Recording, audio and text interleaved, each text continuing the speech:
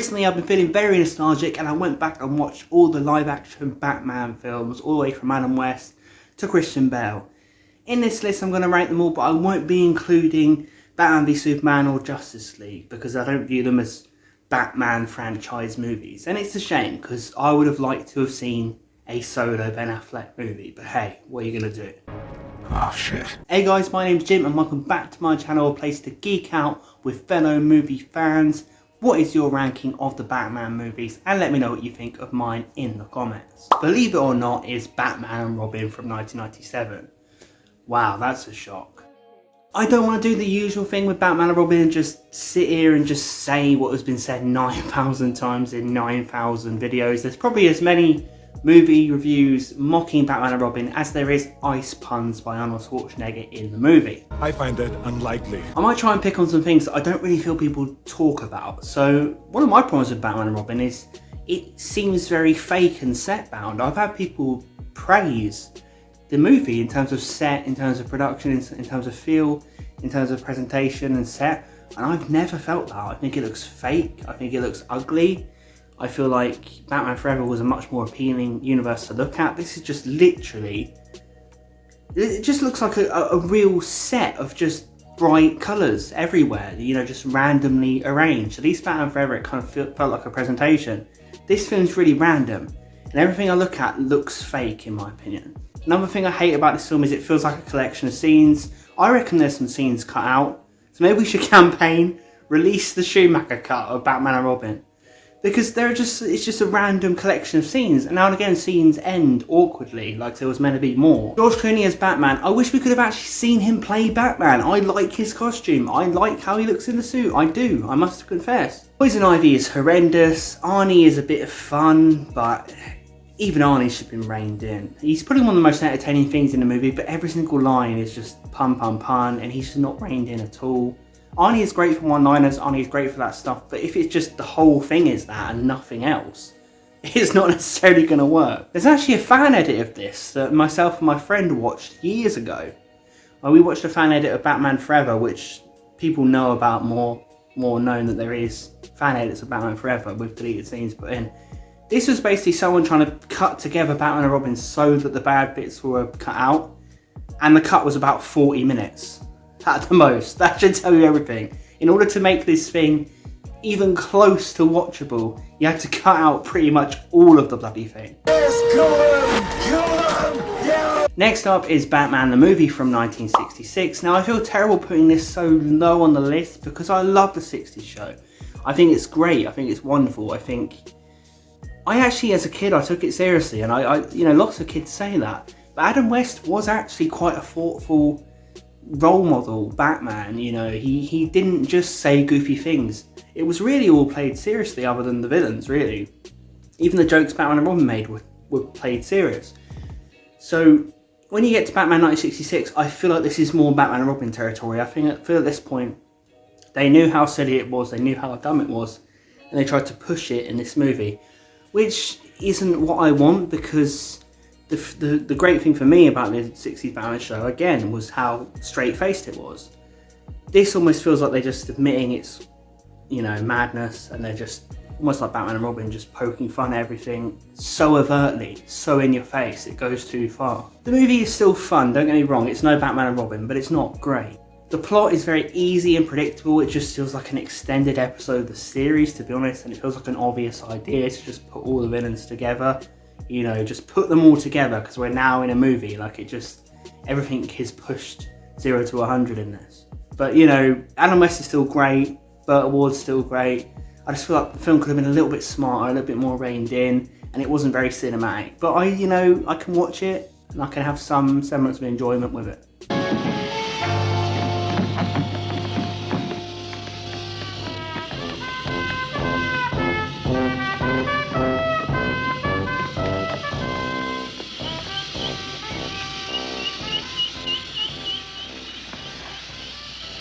Some days you just can't get rid of a bomb. Next up is Batman Returns, and I'm going to offend so many people putting this so low on the list. So I like Batman Returns, I just don't love it.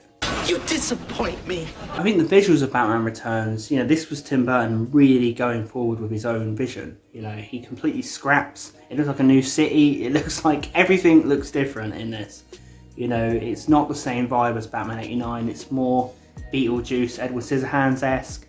And if you're a Tim Burton fan, you can forgive him for that, because I like those aesthetics. I prefer the 89 aesthetic, but it's still fun to see Batman in a kind of crazy fairy tale, madcap, twisted, dark humour world. Everyone accused Joel Schumacher of going so camp with Batman, which he certainly did with Batman and Robin, you know, and Batman Forever, which I want to talk about. But essentially, I feel like Tim Burton already did it. He kind of camped things up in Batman Returns, but it was Batman Forever, but for adults. You know, it was dark humour. It was grisly, odd, quirky, self-aware parody humour. You know, there's a lot of this in here, you know, almost fourth wall breaking humour. And Tim Burton is almost discussing themes in this. He doesn't go very far with it, but he's almost discussing themes, you know, just such as Michelle Pfeiffer's character, how she gets kind of abused by her boss, you know, and the Penguin gets rejected by his parents. You know, it's there, but it's not, it's sort of discussed, but it's not really. It's kind of just look at it. And that's what he's basically doing. He pokes fun at things in this, I think, Tim Burton. The whole movie is a kind of one big joke in a way, but it's a dark, horrible joke.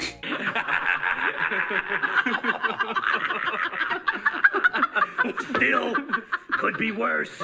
My nose could be gushing blood. Your nose could be... Michelle Pfeiffer is iconic in this film. I think she's great. I think her performance is fantastic. Nothing about her makes sense on any level at all. Like, there is no sense. There couldn't be less. None.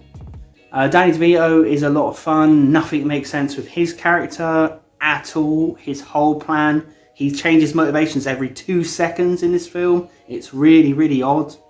Michael Keaton is less effective as Batman. But there are fun sequences. There are fun moments of engagement between the actors. The performances are good. You know, the feeling is crazy. You can't take your eyes off it. It's a crazy, camp, wild, over-the-top, dark movie. And, you know, I appreciate it for what it is. I do appreciate Batman Returns. I just don't love it.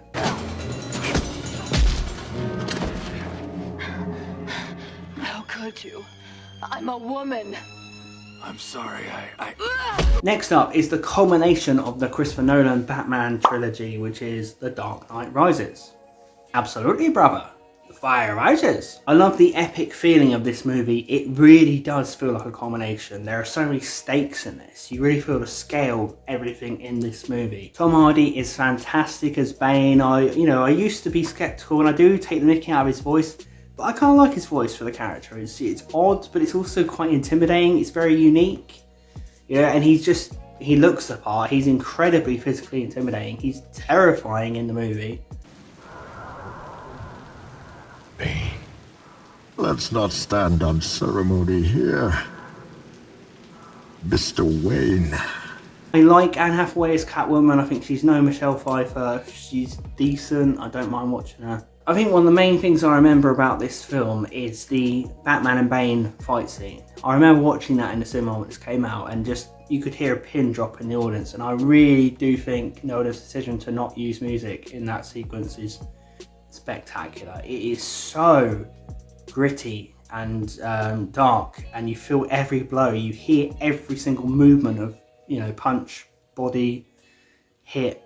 You know, it's a real affecting fight scene. You really, really feel for Batman in that fight scene, and Bane is presented as the monster who I always thought of him as from the comic books. He is monstrous in that scene. There is loads of problems with this script, absolutely loads. It is riddled with problems. And to this day, you know, there's so much that doesn't make sense. There is so much that doesn't make sense. Talia's involvement, Talia controlling Bane, Bruce Wayne getting back to Gotham City from blooming Tunisia, just hitchhikes. Batman having to have a walking stick for 8 years from a few nights of fighting. You know, there's just so much. So much. There's even more in this. You know, Joseph Blake working out who Batman is because he's an orphan. Well, everyone knew he was a bloody orphan. You don't have to be an orphan to just see that someone's Batman. I'm able to see. I've got my Batman, specs on. My experience as an orphan. Why didn't all the other blooming orphans work it out then? Who knows? Knows. Yeah. There's so much doesn't make sense, but I find the movie really entertaining. Every time I watch it, it just is a spectacle for me. I think it's shot in maybe the best of the Nolan trilogy. It's shot so well. It's breathtaking film to watch.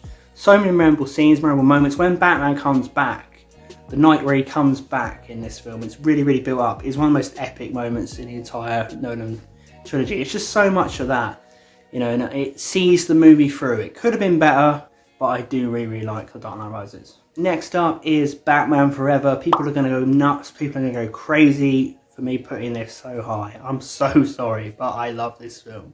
I truly do believe if you love Batman Forever, it comes down to whether you like Jim Carrey or not. If you like Jim Carrey, if you're a fan of Jim Carrey in the 90s, you'll love it. If you weren't a fan of Jim Carrey, this film is a nightmare of epic proportions. Sucking up your IQ. Vacuuming the cortex. Feeding off your brain. I just can't deny my love for Jim Carrey at this time. And I remember watching this as a kid. I was such a Jim Carrey fan, which I still am. And I love his 90s heyday. I'm just a sucker for it. I love seeing him just go crazy on film. I really do. I wish there were more comedians with that physical energy, with that charm, that magic that Jim Carrey had, and Robin Williams had, and comedians like that, but they just let loose and they stole every film they were a part of. It's not... I don't know if Jim Carrey was ever trying to steal films. I think he just brought what he brings, and whatever would be, And he's great in this film as the Riddler. I just can't resist his performance. Does anybody else feel like a fried egg? Tommy Lee Jones is a fantastic choice for Two-Face. Probably who I would pick for Two-Face. But his performance is god-awful. It is an absolute bag of shit. Should have played it as his Under Siege character. He plays a great villain in Under Siege with Steven Seagal. It's a wonderful performance. And it's also camp. But it's reined in, that Under Siege performance would have worked in Batman Forever as Two-Face. It really, really would. I don't know why he didn't go that direction. He's just one-liners and just noises and sounds and body movements. It's almost like he's trying to keep up with Jim Carrey, which makes no sense. Why would you even do that? I think Val Kilmer is a wonderful Batman and Bruce Wayne. I really, really do. I think he's incredibly underrated. I think he's fantastic. I genuinely do. He's one of my favourite Batman and Bruce Waynes. And I like how this film, it's known as crazy and, mad cat. It goes deep into Bruce Wayne's suffering with his parents' memory. The memory of parents' death, and he's trying to confront that. There are dark scenes of that. And Val Kilmer plays it really, really well. Great kind of haunted performance, but also more of a playboy performance, which Michael Keaton didn't bring. I love Michael Keaton as Batman, but he wasn't really the handsome playboy. Val Kilmer was. I love the Robin take in this movie. I love Chris O'Donnell as Robin. Looking back, and to this day, we've never had a take. I know Robin's in the TV show Titans, which I've never watched, but other than that, he hasn't been in anything. He's just not been in anything live action. And I really respect them for bringing him in, because Robin is essential to the Batman universe. And they just resisted it for so many years, and they've resisted it ever since. But this movie pretty much shows that you could do it well. It's not perfect, but it's pretty really good. And when I don't have anything of Robin, I look back on this fondly, because I see that it was done fairly well. I think Chris O'Donnell is pretty good. I think there are some genuinely brilliant, heartfelt moments of dialogue between Bruce and Dick Grayson. You make the kill, but your pain doesn't die with Harvey, it grows. So you run out into the night to find another face, and another, and another. Until one terrible morning you wake up and realize that revenge has become your whole life. And you won't know why. You can't understand. Your family wasn't killed by a maniac. Yes, they were. The world that Schumacher creates looks way better than his next movie, Batman and Robin. You know, I found this world very inventive, very alive, very electric, very absorbing, jumps off the screen. It creates a comic book feeling, it really, really does, and that's what he was going for. I just find the movie very entertaining. I think there's some great, fantastic action scenes. Joel Schumacher shoots them really well.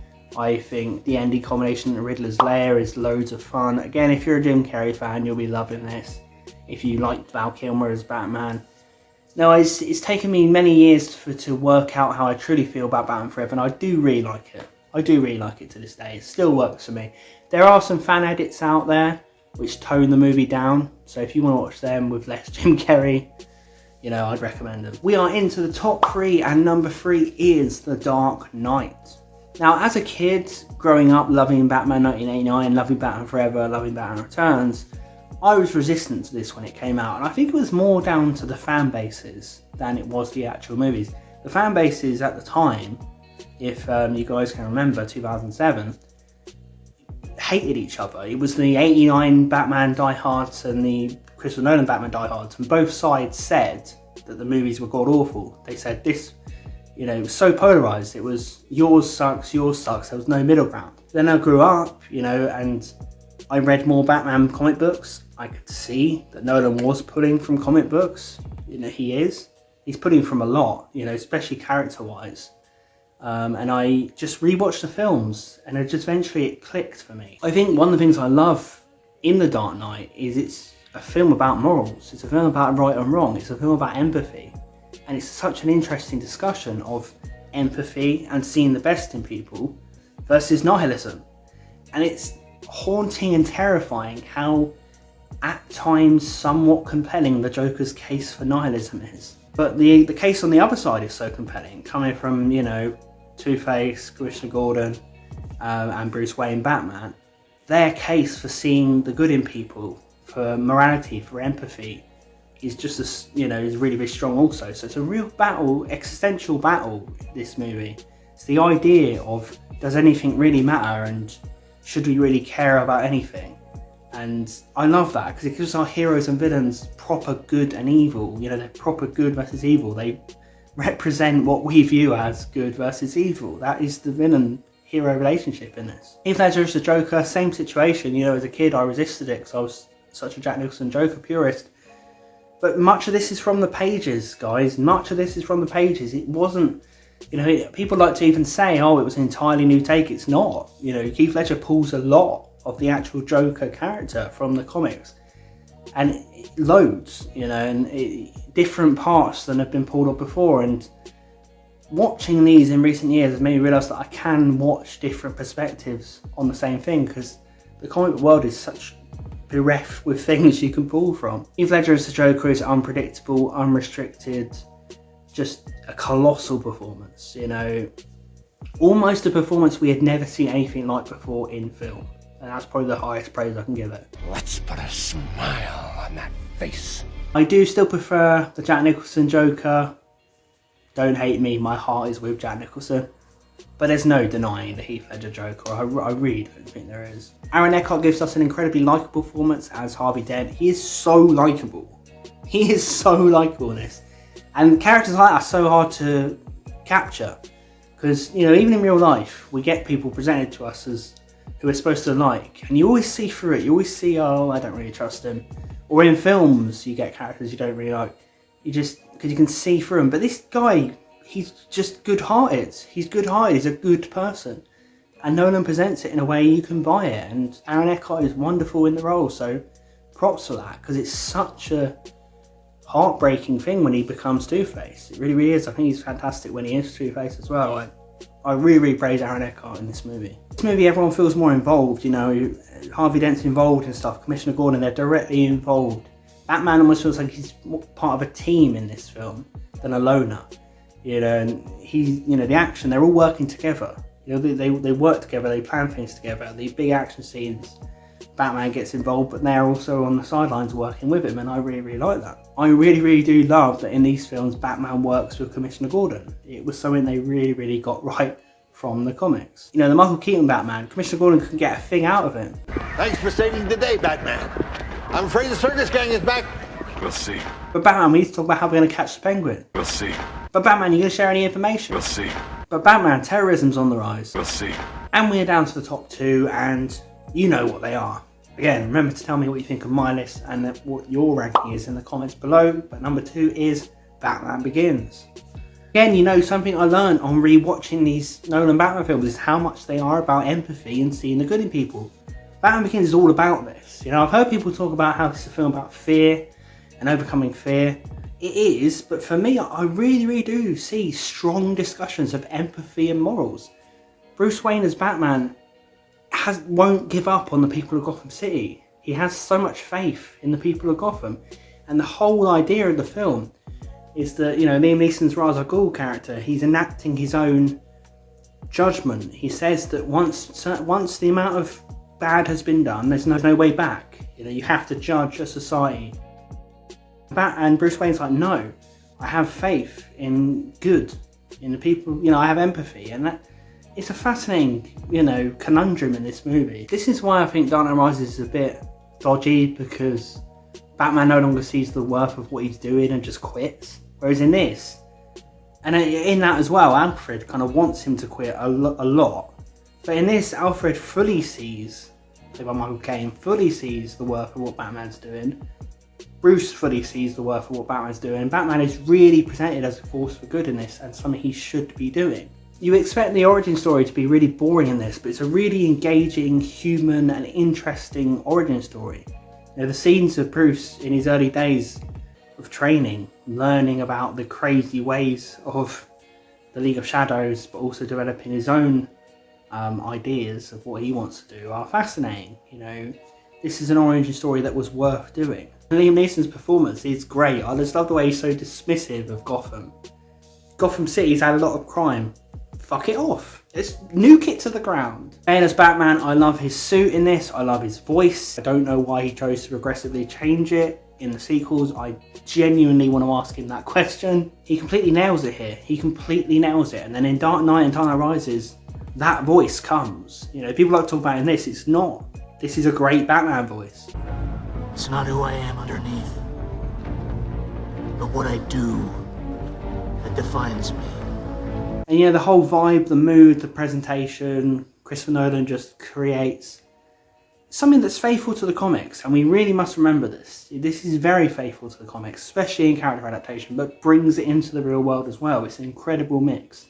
And Batman Begins is just a film of epic proportions. It really is. But ultimately, it's a character study about being human. And number 1, what else could it be? Batman 1989. Do I look like I'm joking? Yeah. This is my most watched movie ever. I am nostalgic, but dear God, I still think this movie's fantastic. I have had peaks and troughs with the movie where I've just not been able to watch it for a while, but I think that's just because of how much I've watched it. Ridiculous amounts. But then there'll be a watch where it all just floods back in and it all connects. This is awe-inspiring cinema. You know, this movie was an absolute shotgun blast when it turned up. It changed everything. This movie was very ambitious for its time, very ambitious. And a lot of the recent Batman fans like to shit on it because it's not this massive philosophical discussion, but it wasn't gonna be. You know, the intention here was just to bring you a dark Batman. People like to look at this now as well and you know, say, oh, it's not that dark, it's not that good, it's a little bit camp, really. At the time, this was brave, this was dark as hell, this was ambitious, this shocked people how dark it was. You know, the aesthetic, Michael Keaton's Batman costume, you can't praise it enough. It is stunning. It is an absolute stunning. It is pop culture. His costume is pop culture, let alone him as Batman. Him as Batman, he had so much to overcome. People didn't think he can do the role. He's great in the costume. He's haunting. You know, his voice is perfect. His intimidation is perfect. Don't kill me! Don't kill me, man! Don't kill me! Don't kill me, man! I'm not going to kill you. I want you to do me a favor. I want you to tell all your friends about me. What are you? I'm Batman. I think he's really, really good as Bruce Wayne. You know, he's not necessarily a playboy, but he's eccentric. You know, he's fun as Bruce Wayne. And I just think Michael Keaton, it's one of the standout performances of all time, Michael Keaton as Batman. I don't agree that this is just Jack Nicholson being Jack Nicholson. I don't understand that argument. I really, really don't. Oh, Heath Ledger disappeared into the role. Well, yeah, but we didn't really have any big time roles with Heath Ledger. You know, I know he'd done 10 Things I Hate About You and this and that, but he wasn't known for performances. You know, he wasn't this gigantic actor.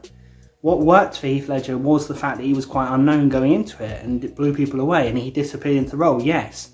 But if you know Jack Nicholson, he's this gigantic Hollywood star, you're going to see Jack Nicholson when you see him play the Joker because he's made his mark. He can't get away from that. I think it's quite unfair to Jack to say, oh, well, he didn't disappear. Well, one, did you really want him to? Because you want him to bring some Jack Nicholson to it. Two, it would be very difficult to disappear for Jack Nicholson because he was so big at the time. You can't cast a gigantic megastar in a film and just say, they're going to disappear in this role, you won't see him at all. It's very, very difficult to do that. But I do think it is different than his other performances. He brings his mannerisms though, which is what you want. This is why the guy was bloody cast. Freak. Terrorizes. Wait till they get a load of me.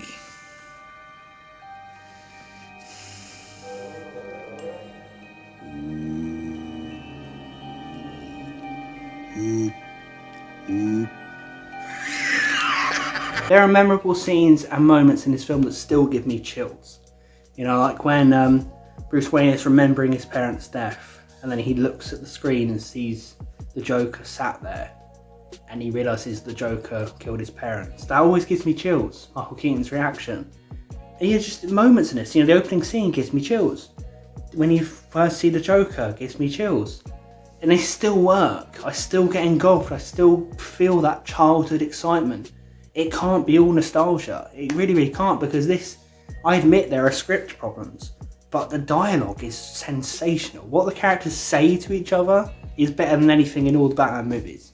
There's just lines, little lines here, which are absolutely wonderful.